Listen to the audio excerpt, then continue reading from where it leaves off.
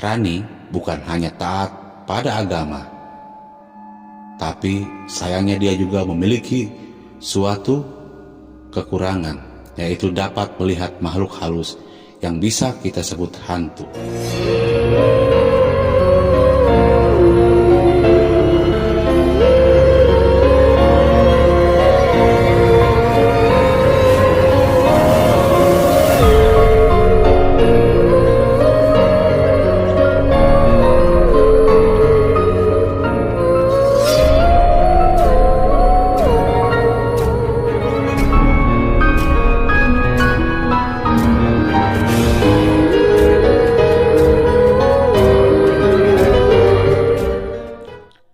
Bismillahirrahmanirrahim. Halo, Assalamualaikum warahmatullahi wabarakatuh. Apa kabar semua? Tentunya kalian baik-baik saja. Terima kasih sudah mampir di channel Dongeng Malam. Untuk episode kali ini, Dongeng Malam akan menceritakan dongeng Petaka Rumah Tua. Oke, kita langsung lanjut ke cerita.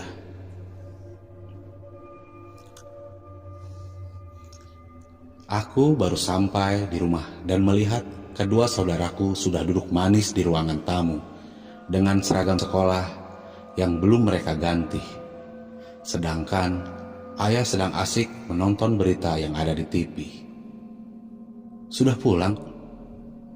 Kok nggak ngucapin salam pas masuk? Kata ibu sembari menuju ke ruang tamu sambil membawa semangkuk godok pisang yang sudah dilumuri gula merah. Aku lupa bu, jawabku enteng. Makanya biasakan ngucap salam setiap masuk rumah. Masa iya harus selalu diingetin ibu terus? Celoteh adik perempuanku yang bernama Rani. Dia adalah anak bungsu di keluarga kami. Dia sudah tertarik belajar agama dari kecil. Itu mungkin karena masa kecilnya lebih sering dihabiskan dengan ibu. Berbeda denganku yang selalu bersama ayah. Taunya main dan main. Rani bukan hanya taat pada agama, tapi sayangnya dia juga memiliki suatu kekurangan, yaitu dapat melihat makhluk halus yang bisa kita sebut hantu. Awalnya Rani sangat frustasi. Dia benar-benar ketakutan, bahkan sempat bolos sekolah karena terus diganggu makhluk tak kasat mata itu. Namun lambat laun dia mulai terbiasa, namun sayang kepribadiannya menjadi lebih tertutup. Karena banyak teman-teman yang menjauhinya karena Rani berbeda dari mereka.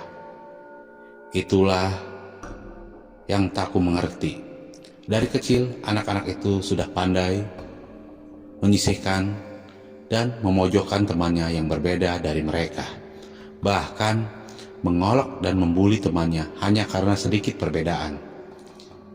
Akhirnya yang terjadi pada anak-anak yang disisihkan itu adalah pribadi yang antisosial. Padahal setiap kekurangan yang dimiliki oleh anak-anak itu bukanlah keinginan mereka. Mereka juga ingin memiliki kehidupan yang normal seperti teman-teman mereka yang lainnya. Namun sayang, takdir berkata lain. Tuhan memberikan mereka suatu beban bahkan dari mereka masih kecil. Dan malangnya adikku yang mendapatkan beban itu. Kenapa tidak aku saja? Ayah dan ibu adalah dua manusia yang saling bertolak belakang. Ibu begitu taat dengan agamanya, lain halnya dengan ayah. Dia bahkan tidak pernah sholat sama sekali dari kecil. Tapi walau begitu dia selalu menyuruh kami untuk menunaikan kewajiban kami sebagai hamba Tuhan, yaitu taat beribadah 5 waktu. Ayah sering bilang bahwa dia dari kecil tidak pernah diajarkan orang tuanya sholat. Maka inilah hasilnya sekarang. Tapi lain halnya dengan kami. Walau ayah tidak pernah salat, dia selalu memaksa kami untuk beribadah dan berkata untuk tidak mengikuti jejaknya. Tapi sepertinya adik laki-lakiku, tepatnya anak kedua di keluarga ini, tidak mau mendengarkan kata ayah. Dia tetap membandel untuk tidak sholat. Sedangkan aku, walau tak begitu pintar soal agama, aku tetap sholat 5 waktu dan menutup auratku walau hanya seadanya. Karena aku takut nanti ayah dan ibu marah. Bisa dibilang, akulah satu-satunya anak yang tidak pernah dimarahi oleh ayah dan ibuku. Aku selalu ingin patuh dengan mereka. Aku tidak ingin membuat mereka bersedih hanya karena aku tidak menuruti kata mereka. Lain halnya dengan kedua adikku itu. Mereka lebih sering membangkang jika apa yang diperintahkan orang tua tak sesuai dengan keinginan mereka. Seperti saat ini, baru saja aku duduk tepat di samping ibu. Rudy, adik laki-lakiku, dengan cepat menolak apa yang disampaikan ayah padanya. Aku gak mau ya, apalagi sekarang aku udah kelas 3 SMP. Masa iya harus pindah sekolah? Kan tanggung. Jelas penolakan Rudy. Oke, kalau gitu gimana sama kamu, Dek? Sekarang ayah balik menatap ke Rani. Rani yang ditanya hanya menggelengkan kepala sambil menyantap godok pisang yang dihidangkan ibu tadi. Ibu menghela napasnya. Kalau gitu kakak aja ya. Ibu menyentuh pundakku dan tersenyum. Apanya? Kenapa kakak? Dan apa yang dari tadi dibicarakan? Sumpah aku bingung banget. Baru datang terus tiba-tiba ibu nyuruh aku untuk hal yang aku nggak tahu untuk apa. Harusnya mereka jelasin dulu ke aku sebelum tiba-tiba jadikan aku salah satu kandidat dalam perdebatan ini. Gini loh Sa, nenek kamu di kampung udah sakit-sakitan. Dia dibawa ke kota juga nggak mau. Katanya dia sayang ninggalin rumahnya di desa. Jadi ayah sama ibu sepakat buat ngirim salah satu dari kalian bertiga buat jagain nenek di kampung. Ayah menjelaskan duduk masalahnya sekarang. Terus kenapa harus Risa, Bu? Tanyaku dengan nada protes. Bukannya gak mau rawat nenek di kampung. Cuman masalahnya dari aku lahir sampai sekarang usiaku 19 tahun, aku gak pernah jauh dari orang tua. Aku merasa takut jika harus tiba-tiba jauh dari mereka. Ya, walau aku anak tertua, tapi pada kenyataannya aku adalah anak paling dimanja dan dijaga banget oleh orang tuaku. Bukan hanya di mana aku sekolah, tapi siapa yang menjadi temanku harus masuk seleksi orang tua. Jadi kalau jumlah temanku mungkin bisa dihitung pakai jari. Itulah akibatnya aku lebih sering menyendiri karena pada dasarnya aku memang tidak punya pergaulan yang luas. Rudy sudah kelas 3 SMP, tidak mungkin dia pindah sekolah. Sedangkan Rani, dia masih kelas 5 SD, dia masih kecil, mana bisa mengasuh nenek di kampung. Jadi, pilihannya tinggal kamu, Sa. Kamu kan juga udah tamat sekolah dan lagian kamu udah besar, pasti bisa ngurusin nenek dan jaga rumah kan? Ngalah sama adik ya, kata ibu sambil mengusap pundakku. Oke deh, terus kapan Risa harus berangkat?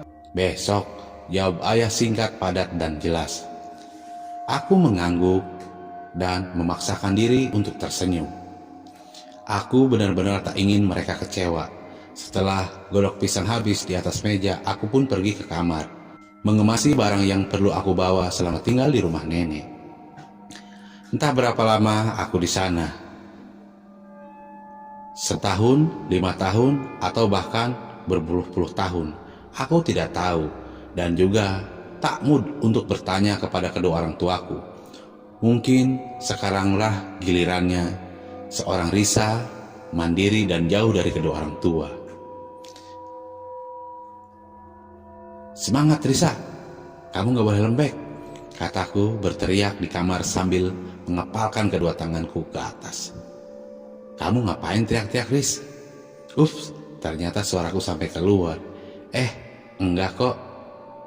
Enggak kok, Mah. Aku berteriak lagi menjawab pertanyaan Mama. Saat asyik-asyik mengemasi barang, aku teringat sesuatu. Oh iya, beli Indomie ah, biar nanti di kampung gak perlu nyari-nyari lagi, kataku sambil keluar dari kamar.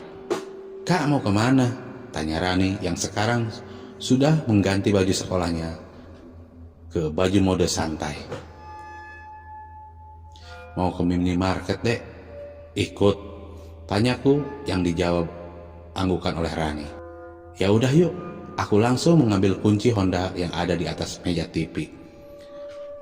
Pulangnya jangan kemana-mana kak, ingat besok harus berangkat ke kampung, pesan mama kepadaku.